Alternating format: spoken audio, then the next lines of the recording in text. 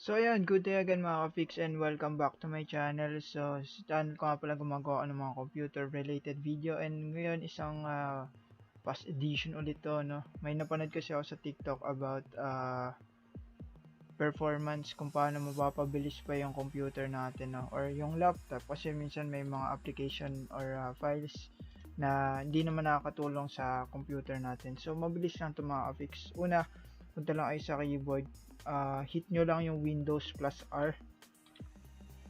Ay sorry, mali.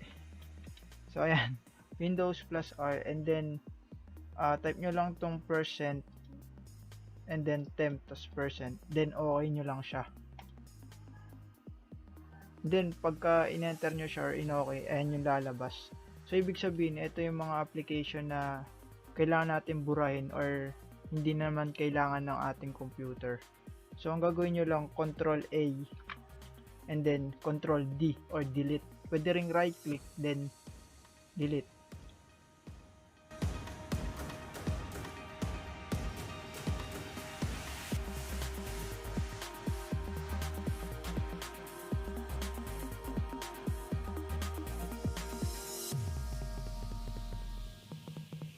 So ayun lang mga ka-fix. Thank you sa panonood. Peace out. I'm out.